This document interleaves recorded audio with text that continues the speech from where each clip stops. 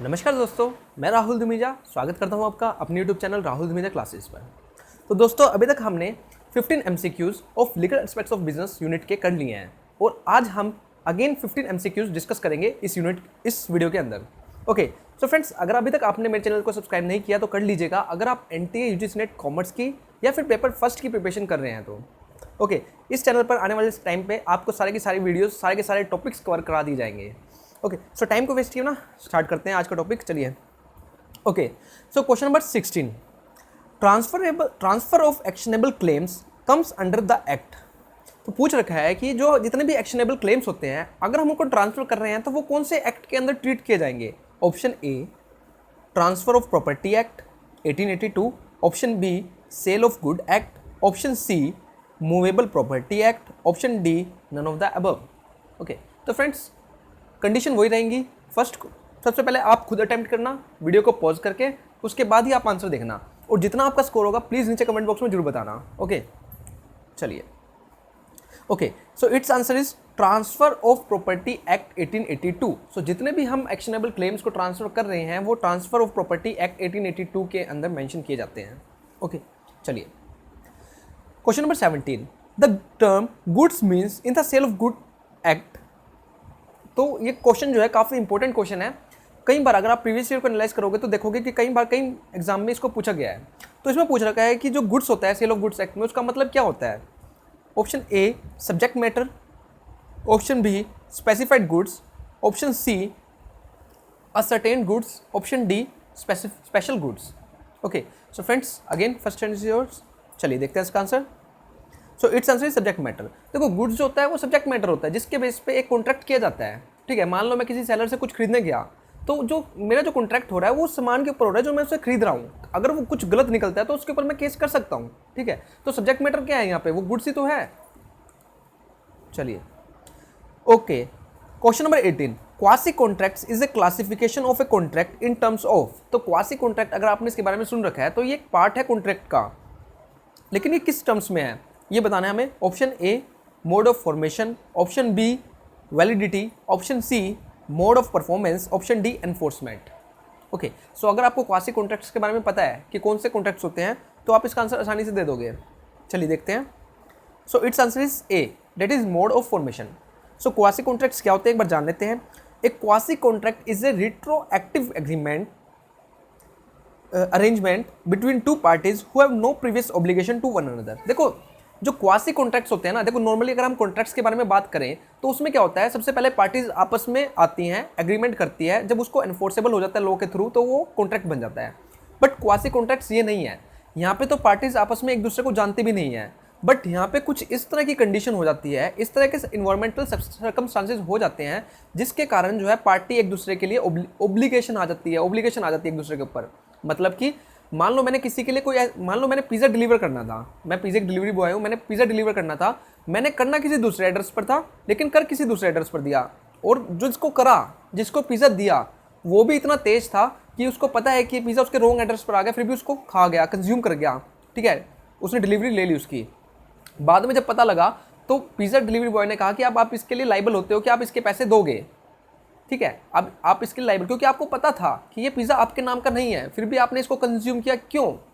तो ये जो पार्ट है यहाँ पे जो बात हो रही है क्वासी कॉन्ट्रैक्ट की हो रही है, जहाँ पे दोनों के बीच में एग्रीमेंट हुआ नहीं था, बट कुछ कंडीशंस ऐसी होगी जिसने यहाँ पे सर्कमस्टांसेस ऐसे क्रिएट कर दिए कि दोनों के बीच में एग्रीमेंट हो गया। That's is the quasi contract. Okay, that's why अगर बात करें इसके अंदर आंसर की तो ये मोड ऑफ फॉर्मेशन पर है।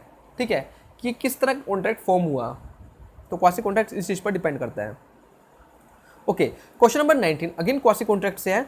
So quasi contract also known as, तो क्वासी कॉन्ट्रैक्ट को हम क्या कहेंगे। Option A implied contract, option B express contract, option C both A and B, option D none of the above. तो अभी जैसे अगर आपको क्वासी कॉन्ट्रैक्ट के बारे में पता कर लिया है, चल चुका होगा, अभी तक प्रीवियस ईयर में मैंने एक्सप्लेन कर चुका हूँ, तो आप आसानी से इसका आंसर दे देंगे। ओके, आई होप कि ये क्वेश्चन आपको गलत नहीं होना चाहिए। ऑप्शन ए इम्प्लाइड, देखो ये इम्प्लाइड कॉन्ट्रैक्ट कैसे है, यहाँ पे एक्सप्रेस कंडीशन तो कुछ है ही नहीं, कंडीशन इम्प्लाइड कंडीशन यहाँ पे फॉलो की जा रही है, तो this is the implied contract. Okay, so it is an implied contract क्योंकि यहाँ पे क्या है, ऑलरेडी जितनी भी सिचुएशंस हैं, जो भी चीज़ हैं वो बताई नहीं जा रही, वो ऑटोमेटिकली कंडीशन के अकॉर्डिंग फुलफिल की जा रही हैं। Okay, question number 20, the bailment of goods as security for payment of a डेप्ट और performance of a promise is called. Okay, the bailment of goods as security, हम किसी को बेलमेंट का अगर आपने कॉन्ट्रैक्ट नहीं पढ़ा इसके बारे में तो आप मैंने वीडियोस डाल रखे हैं, जान लेना। ओके, जो बेलमेंट के अंदर हम गुड्स को सिक्योरिटी देते हैं फॉर पेमेंट एज ए डेप्ट और परफॉर्मेंस ऑफ ए प्रॉमिस, मतलब कि मैंने किसी के पास गुड्स को क्या करा, बेलमेंट पे दिया, मतलब एज ए सिक्योरिटी किसी के पास गुड्स रखे अपने, तो उसको हम क्या कहेंगे, contract of guarantee, contract of indemnity, contract of pledge और contract of the surety. I hope ये जहाँ पे गारंटी की बात आ जाती है, सॉरी सिक्योरिटी की बात आ जाती है, तो आप अच्छे से जान जाओगे कि कौन सा कॉन्ट्रैक्ट होगा। चलिए देखते हैं answer. So it's answer is option C, that is pledge. Okay, चलो question number 21। A has the right to retain all the goods or any property of another until all the claim of the holder are satisfied. तो एक person है ए, उसके पास right है कि वो retain करके रख सकता है, रिटेन मतलब अपने पास रख सकता है goods or any property of another, मतलब कोई भी बी पर्सन मान लो, until all the claim of the holder are satisfied, जब तक उसके सारे के सारे क्लेम्स जो हैं वो सेटिस्फाई नहीं हो जाते। तो बताओ ये किस तरह का कॉन्ट्रैक्ट है या कुछ भी है, जो भी है ऑप्शन में से आपको बताना है। Option A general line, option B particular line, option C line, option D guarantee. Okay, चलिए इसका आंसर देखते हैं। So it's answer is general है। ओके, तो a lien is a legal right granted by the owner or property by the in law or otherwise acquired by a creditor. A lien serves to the guarantee an underlying obligation such as the repayment of loan. If the underlying obligation is not satisfied, the creditor may be able to seize the assets that is the subject matter of the। तो देखो एक line क्या है, एक right है, it is a legal right granted by the owner of property by law otherwise acquired bye creditor, मतलब कि जिसने आपको पेमेंट उधार पे पैसे कुछ दे रखा है, ठीक है, मान लो किसी ने कुछ दे रखा है, तो उसके पास राइट है जब तक आप उसको पेमेंट वापस नहीं दे देते, वो आपकी जो कोई प्रॉपर्टी आपने गिरवी कर रखी है उसको स्टोर करने का, अपने पास रखने का क्या अधिकार है, इसको हम क्या कहते हैं, लाइन। ठीक है, सो एक होती है जनरल लेन, एक होती है particular. It is a right of one person to retain any property or goods which are his possession. तो मैं कोई भी आपकी प्रॉपर्टी को अपने पास रख सकता हूँ, यहाँ पे जनरल का मतलब कोई भी प्रॉपर्टी को रख सकता हूँ, चाहे आपने किसी चीज़ के रिगार्डिंग मेरे से लोन लिया हो, ठीक है। लेकिन पर्टिकुलर में क्या है, जिस चीज़ के आप रिगार्डिंग लोन ले रहे हो, मान लो आपने लैंड के रिगार्डिंग लिया है, तो मैं लैंड के कागजात ही अपने पास रख सकता हूँ। इट इज़ अ पर्टिकुलर लेन। चलिए okay, question number 22। Liability of arises only on the happening of a contingency और लाइबिलिटी। ओके, कि इसमें पूछ रखा है कि लाइबिलिटी अराइज होती है on the happening of contingency और लाइबिलिटी, तो इस किस तरह का कॉन्ट्रैक्ट है। Option A contract of indemnifier, option B liability of arises only on the happening of a contingency और लाइबिलिटी, कि किसी दूसरी पार्टी के लिए लाइबिलिटी तभी अराइज होगी जब कोई कंटीजेंसी, ठीक है, या कोई लाइबिलिटी अराइज होगी, मतलब कि कंडीशन के बेस पे बात कर रखी है कि अगर कोई कंटीजेंसी अराइज हुई तभी मैं लाइबल हूँ कि मैं आपके लिए कुछ क्लेम दूंगा। ये चीज़ आई होप आपने प्रीवियस वीडियो में देख ली होगी कि ये कौन सा किस तरह का कॉन्ट्रैक्ट होता है, ठीक है। तो यहाँ पे पार्टी का नाम पूछ रखा है, किसके लिए लाइबिलिटी अराइज होगी। Option A indemnifier, option B bailor, option C indemnity holder, option D finder of goods.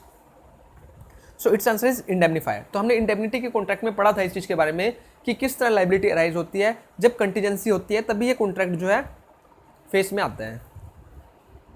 तो एक contract of indemnity has to part, एक इंडेमनीफायर होता है, एक इंडेमनीफाइड होता है, इंडेमनिटी होल्डर होता है। द प्रोमिसर और indemnifier he is the person who promise to bear the loss. तो इंडेमनीफायर एक वो पर्सन होता है जो प्रोमिस करता है कि अगर आपको लॉस हुआ तो मैं इसके लॉस आपका बियर करूंगा। और जो इंडेमनिटी होल्डर होता है he is the person whose loss is covered, जिसका लॉस कवर्ड किया जाता है वो होता है इंडेमनिटी होल्डर। चलिए, the number of parties involve in a contract of guarantee are. तो बहुत इंपॉर्टेंट क्वेश्चन है फ्रेंड्स, जितने भी कॉन्ट्रैक्ट है, बेलमेंट का हो गया, प्लेज का हो गया, गारंटी का हो गया, इनके जो पार्टीज हैं वो आपको पता होने चाहिए कि कितनी कितनी पार्टीज में होती हैं। ओके, चलिए, तो इसमें जो है टोटल 3 पार्टीज होती हैं। कौन कौन सी होती हैं ये देख लेते हैं। तो कॉन्ट्रैक्ट ऑफ गारंटी में एक तो होता है श्योरिटी, जो कि क्या करता है, गारंटी देता है। एक होता है principal debtors on whose default the guarantee is given, जिसको गारंटी दी जाती है, जिसके नाम पर गारंटी दी जाती है। एक होता है principal creditor, the person to whom the guarantee is given, जिसको गारंटी दी जाती है वो होता है principal creditor. Okay, next question. तो फ्रेंड्स नेक्स्ट क्वेश्चन पढ़ने से पहले मैं आपसे एक रिक्वेस्ट करूंगा, देखो अगर आपको वीडियो अच्छी लग रही हो तो प्लीज़ इसको लाइक करना, ओके आपका लाइक जो होता है कहीं ना कहीं बहुत ज़्यादा मोटिवेट करता है आने वाले टाइम में वीडियोस लाने के लिए। और कमेंट भी करना अगर आपको कहीं दिक्कत आ रही हो या कोई प्रॉब्लम फेस कर रहे हो या आपको लगता है कि यहाँ इंप्रूवमेंट होनी चाहिए, प्लीज़ उस चीज़ के रिगार्डिंग में आप सजेशन दे सकते हैं। ओके आफ्टर ऑल जितनी भी मेहनत की जा रही है आपके लिए ही की जा रही है। ओके चलिए स्टार्ट कंटिन्यू करते हैं। और question number 24, a contract by an idiot, एक इडियट पर्सन है उसके थ्रू कॉन्ट्रैक्ट किया गया तो वो किस तरह का कॉन्ट्रैक्ट होगा? वॉइडेबल, एनफोर्सेबल, इनवैलिड और वॉइड। ओके सो ये जो वॉइड होगा ये वॉइड एब इनिशियो, इनिशियो मतलब स्टार्टिंग से ही ये क्या कॉन्ट्रैक्ट होगा? वॉइड होगा। ठीक है अब मैंने आपको कहा कि पर्सन अगर अनसाउंड माइंड है क्या उसके साथ हम कॉन्ट्रैक्ट कर सकते हैं? वो जो कॉन्ट्रैक्ट ही वॉइड हो जाएगा। ओके ये तो पहली कंडीशन होती है कॉन्ट्रैक्ट की कि जो पर्सन जिसके साथ हम कॉन्ट्रैक्ट कर रहे हैं वो कैसा होना चाहिए? वो अनसाउंड माइंड नहीं होना चाहिए, वो इंस्टॉलमेंट नहीं होना चाहिए। इस तरह के हम कंडीशन पढ़ चुके हैं। चलिए एक कॉन्ट्रैक्ट ऑफ लाइफ इंश्योरेंस, ये पहले भी मैं क्वेश्चन करा चुका हूँ, अब फिर आ गया। एक कॉन्ट्रैक्ट ऑफ इंश्योरेंस किस तरह का कॉन्ट्रैक्ट है? Option A contract of indemnity, contract of guarantee, wagering agreement, contingent agreement. Okay तो ये कैसा है? कॉन्टीजेंट एग्रीमेंट है, जब कंटीजेंसी ओकर होगी तभी ये कॉन्ट्रैक्ट जो है फेस ऑफ में आता है। Okay question number 26, a wagering agreement is, तो वेजरिंग एग्रीमेंट किस तरह का एग्रीमेंट होता है? Option A, just wait friend. Okay so a wagering agreement किस तरह का एग्रीमेंट होता है? Option A forbidden by law, option B immoral, option C oppose to public property, option D none of the above. So friends first turn is yours. और ये waging अगर agreement के बारे में आपने पढ़ा होगा तो आप इसका आंसर आसानी से दे सकते हैं, लेकिन अगर आपको इसके बारे में नॉलेज नहीं है तो जान लेना, कोई बात नहीं। So it is forbidden by law. तो वेजिंग एग्रीमेंट जनरली क्या होता है बता देता हूँ मैं आपको। देखो एक एग्रीमेंट होता है कि मान लो मैं क्या कर रहा हूँ, किसी के साथ बैठ के सट्टा लगा रहा हूँ, मतलब जस्ट एज्यूम हम मैच देखने गया, मैं और मेरा फ्रेंड मैच देखने गया, मैंने कहा कि अगर ये वाली टीम जीत गई तो तू मुझे 10,000 रुपये देगा, अगर हार गई तो मैं तुझे 10,000 रुपये दूंगा। तो it is just a lottery, हम कह सकते हैं ना कि ये हम क्या करें, सट्टा लगाने हैं बैठ के। तो ये जो एग्रीमेंट होते हैं ये वेजिंग एग्रीमेंट होते हैं, ठीक है, जो कि लीगल नहीं होते, जिसको हम लीगल नहीं कह सकते। Agreement enter into between parties under the condition that money is payable by the first party to the second party on the happening of a future uncertain event. जो चीज़ अनसर्टेन इवेंट है, जो चीज़ uncertain है कि ये हो भी सकती है और नहीं भी हो सकती, तो उस चीज़ के रिगार्डिंग हम एग्रीमेंट कर रहे हैं तो वो क्या होगा? वेजिंग एग्रीमेंट होगा। Promise form consideration for each other is known as, कि एक प्रोमिस फॉर्म कर रहे हैं जिसमें एक दूसरे की कंसिडरेशन हम कंसीडर करके चल रहे हैं, तो वो क्या होगा? Option A independent promise, option B dependent promise, option C reciprocal promise, option D mutual promise. So it is reciprocal promise. तो ये जो प्रोमिस होगा ये कौन सा होगा? रेसिप्रोकल प्रोमिस होगा, जिसके अंदर एक दूसरे आपस में क्या कर रहे हैं? कंसिडरेशन डिसाइड कर रहे हैं। चलिए question number 28, owing to strike in the factory of A, एक पर्सन है ए जिसकी फैक्ट्री में स्ट्राइक हो गया है, he is not able to supply the goods to B. अब बी के साथ कॉन्ट्रैक्ट किया था, बी ने कहा था सर अब हमें गुड्स चाहिए, ए के साथ कॉन्ट्रैक्ट किया था कि इस डेट पे हमको गुड्स चाहिए, लेकिन ए की फैक्ट्री में होगी strike. As per the terms of the agreement is such a case, तो इस केस में जो एग्रीमेंट कैसा होगा? क्या वो डिस्चार्ज हो जाएगा, एग्रीमेंट खत्म हो जाएगा, इज नॉट डिस्चार्ज, या becomes void, or is voidable at the option of A. So जो कॉन्ट्रैक्ट है वो डिस्चार्ज नहीं होगा। देखो स्ट्राइक हुई है, ये एक जनरल वे है कि स्ट्राइक हो गया है, हालांकि उसने अपना कॉन्ट्रैक्ट पूरा करना था, बट अब जो इसका मतलब ये नहीं कि कॉन्ट्रैक्ट खत्म हो जाएगा, तो वो उसको 2-3 दिन बाद उस चीज़ को सप्लाई कर देगा अगर पॉसिबल हुआ तो। If a new contract is substitute in place of an existing contract, तो इसको क्या कहेंगे? अगर मान लो कोई कॉन्ट्रैक्ट कर रखा है और उस कॉन्ट्रैक्ट की जगह हम उसको ब्रेक करके दूसरा कॉन्ट्रैक्ट फॉर्म करें तो उस कॉन्ट्रैक्ट को हम क्या कहेंगे? Alteration, rescission, novation, waiver. So it's answer is novation. तो ये क्या होगा? नोवेशन होगा। Novation is a contract law and business law, it is the act of replacing an obligation to perform with another, कि हम जो ऑब्लिगेशन कर रखी है उसको रिप्लेस कर रहे हैं किसी दूसरी ऑब्लिगेशन के साथ। ओके लास्ट क्वेश्चन पर चलते हैं। On attaining the age of majority a minor's agreement, ठीक है, जब मेजॉरिटी की एज, मान लो एक माइनर होता है एक मेजर होता है, ठीक है, माइनर होता है 18 एज से नीचे वाला, 18 एज से ऊपर वाला मेजर होता है, ठीक है। On attaining the age of majority a minor's agreements, अगर मान लो कि माइनर ने कोई एग्रीमेंट कर रखा है गार्डियन के बिहाफ पर और वो अटेन कर लेता है मेजॉरिटी की एज, तो वो जो एग्रीमेंट होगा वो क्या होगा? Can be ratified by him, क्या उसको रेटिफाई कर दिया जाएगा? Can not be ratified him, उसको रेटिफाई नहीं किया जाएगा। बिकम्स वॉइड, क्या उसको वॉइड कर दिया जाएगा? Becomes voidable. So it's answer is can not be ratified by him, उसके थ्रू रेटिफाइड नहीं किया जाएगा। रेटिफाई तो कर सकते हैं लेकिन उसके थ्रू नहीं कर सकते, वो उसके गार्डियन ही उसको रेटिफाई करेंगे। Okay so friends I hope कि आपको क्लियर हो गया होगा। सो आपको सारे के सारे MCQs और उसकी जो एक्सप्लेनेशन है वो क्लियर होगी। सो फ्रेंड्स प्लीज़ अगर आपको वीडियो अच्छी लगी तो लाइक करना, और आप मेरे चैनल को सब्सक्राइब कर सकते हैं अगर आप एनटी नेट कॉमर्स की या फिर पेपर फर्स्ट की प्रिपरेशन कर रहे हो तो। So again thank you for watching.